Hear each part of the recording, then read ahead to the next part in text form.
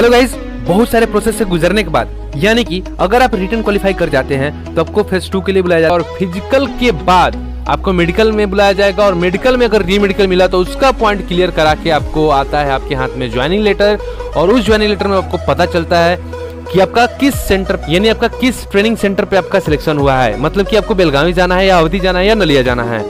तो ये तो भाई मेरे तीनों हो गए एयरमैन ट्रेनिंग स्कूल यानी ATS बोला जाता है इसको, ठीक है। पहले नंबर पे आता है ATS बेलगावी। ATS बेलगावी आपको नियरेस्ट रेलवे स्टेशन से आपको 10 किलोमीटर की दूरी पे है। और सेकंड हो गया नलिया और थर्ड हो गया अवधि, ओके। तो ये तो हमारे हो गए कि एयरमैन ट्रेनिंग स्कूल कितने हैं।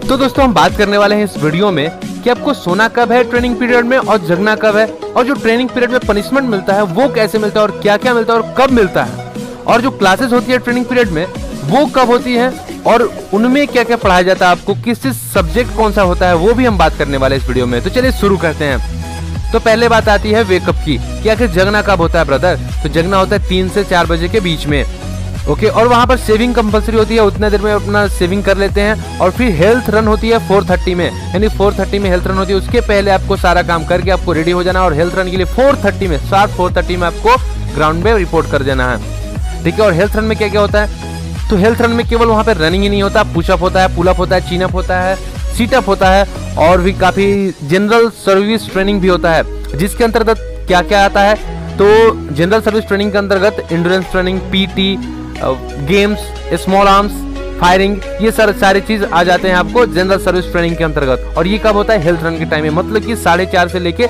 6 बजे के बीच में ये सारा कुछ आपको कराया जाएगा। तो 4:30 से लेकर 6 AM तक आपको हेल्थ रन होता है, ओके। नेक्स्ट होता है ब्रेकफास्ट। ब्रेकफास्ट 7 AM तक आपको ब्रेकफास्ट कर लेना होता है। तो 6 से 7 के बीच में आपको ब्रेकफास्ट का टाइम मिलता है। ब्रेकफास्ट करके आओगे तो फिर आपको ड्रिल कराया जाएगा। ब्रेकफास्ट के बाद जब मेस से आओगे तो ड्रिल होता है 7 से 9। तो 7 से 9 जब ड्रिल हो जाएगा तो उसके बाद आपको 1 घंटे का रेस्ट मिलेगा, लेकिन आप रेस्ट नहीं कर पाओगे, बस केवल नाम का रेस्ट है। उसी में आपको नहाना भी है, बाकी सब सारा जो काम आपको बाकी है वो सब करना है, ओके। फिर आपको जब 1 घंटा हो जाएगा तो फिर जब 10 बज जाएगा तो उसके बाद 10 से 1 आपको क्लासेस होंगी। और क्लासेस में आपको कौन कौन से सब्जेक्ट पढ़ाए जाते हैं ये भी बताते हैं आपको। तो देखो क्लासेस में आपको 1 बजे तक रहना, आपको समझ रहे हो, 1 बजे तक यानी 10 से 1। तो इसमें English, Hindi, general service knowledge और फिर उसी को हम कहते हैं जनरल यानी GSK कहते हैं उसको। और फिर होता है बेसिक ट्रेनिंग ऑफ कंप्यूटर। ये 4 सब्जेक्ट वहाँ पे पढ़ाए जाते हैं। तो आखिर इन सारे सब्जेक्ट में पढ़ाया क्या जाता है, तो इंग्लिश, हिंदी दोनों तो सब्जेक्टिव हो गया और बेसिक ट्रेनिंग ऑफ कंप्यूटर वे तो कंप्यूटर को लेकर हो गया। और बात आती है कि GSK मतलब कि जनरल सर्विस नॉलेज में आपको क्या क्या कराया जाता है। तो उसमें देखो, उसमें पहले बात आती है इन्फॉर्मेशन अबाउट IAF, मतलब कि इंडियन एयर फोर्स के जो सारे इन्फॉर्मेशन हैं वो आपको बताए जाएंगे। और फिर सेकेंड थिंग, इसका जो इतिहास है, एयरफोर्स का जो इतिहास है वो बताया जाता है कि कैसे क्या क्या हुआ था, कब क्या हुआ, ये सारा इतिहास वहाँ पे बताया जाएगा। फिर थर्ड में आता है कि लॉ एंड रेगुलेशंस, मतलब कि वहाँ पे नियम और कानून जो है एयरफोर्स के वो भी आपको बताए जाएंगे। इसमें GSK के अंतर्गत ये सारा आता है। फिर आएगा आपको general aspects of health and hygiene, ठीक है। तो आपको हेल्थ और हाइजीन के लेकर आपको जनरल जितने भी एस्पेक्ट्स हैं वो सारे आपको बताए जाएंगे। और फिर आपको जो क्या क्या आपको एयरमैन के रूप में आपको क्या क्या क्वालिटीज होनी चाहिए ये भी आपको बताया जाएगा वहाँ पे, ओके। तो फिर ये सारे क्लासेस जब होते हैं तो इनका एक टेस्ट होता है। ये टेस्ट होता है, एक मिड टेस्ट होता है, मतलब एक बीच में टेस्ट होता है और एक फाइनल टेस्ट होता है। अगर मिड टेस्ट फेल भी कर गए, लेकिन फाइनल टेस्ट फेल नहीं करना ब्रदर, ठीक है, नहीं तो बहुत दिक्कत हो जाती है, ठीक है। तो अगर मिड टेस्ट फेल कर गए तो कोई बात नहीं, लेकिन फाइनल टेस्ट जरूर पास करना है आपको, ओके। तो फिर अब बात आती है कि पनिशमेंट क्या होता है, ठीक है। तो पनिशमेंट हम लास्ट में वो होता है, लास्ट में एकदम सोने के टाइम पे पनिशमेंट मिलता है। तो फिर जब मान लो कि अब 1 बजे तक आप क्लासेस होंगे तो उधर से आओगे तो फिर आपको लंच का टाइम मिलता है। लंच होता है 1 बजे से लेकर 3 बजे तक। तो भाई जितने बजे आप लंच करके आ जाओ, उसके बाद जितना टाइम बचा वो आपका टाइम हुआ, ठीक है। उसमें वो आपको नहीं बुलाएंगे। 1 से 3 में आपको सारा काम कर लेना है, जितने बाकी आपको रिवीजन करना है रिवीजन कर लो, सोना है सो लो, जो भी करना है आपको 1 से 3 के बीच में आपको कर लेना है। लेकिन फिर जब 3 बजा तो आपको 3 बजे शार्प आपको ग्राउंड पे रिपोर्ट कर जाना है PT के लिए, यानी फिजिकल ट्रेनिंग के लिए आपको 3 से 5 बुलाया जाएगा। 3 से 5 आपको उसमें क्या क्या होता है, तो इसमें एक और चीज़ होता है, इसमें आपको शेड्यूल जो इसका शेड्यूल है वो चेंज होता है, वीकली चेंज होते रहता है। मतलब कि मंडे और सैटरडे को ये गेम्स वहाँ पे होते हैं। और गेम्स में कौन कौन से गेम्स होते हैं, गेम्स में वॉलीबॉल हो गया, फुटबॉल हो गया, लॉन टेनिस हो गया, ये सब जो जितने भी पॉपुलर गेम्स हैं वो कराए जाएंगे आपको। और ये कोई बंदा मिस नहीं करना चाहेगा, क्योंकि गेम्स जब होती हैं तो वहाँ पे थोड़ा इंटरटेनमेंट का एक यहीं थोड़ा साधन हो गया, मतलब कि इंटरटेनमेंट यहीं से मिलता है, गेम से ही। ओके, तो ये सारा गेम्स प्रोसेस हो गया। तो ये 3 बजे से 5 बजे तक चलता है। तो 3 बजे से 5 तक पीटी हो गया।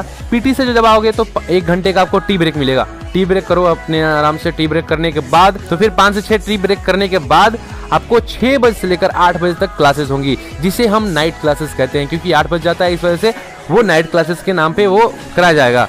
तो नाइट क्लासेस हो जाएंगी 6 से 8। फिर बात आती है कि डिनर कितने बजे होता है। तो जब क्लास से आओगे ना 8 बजे, तो फिर आपको डिनर के लिए जाना पड़ेगा। डिनर जाओगे, डिनर करोगे, वो लिमिटेड टाइम के लिए, जितना जल्दी डिनर करो उतना जल्दी आपके लिए बेहतर रहेगा।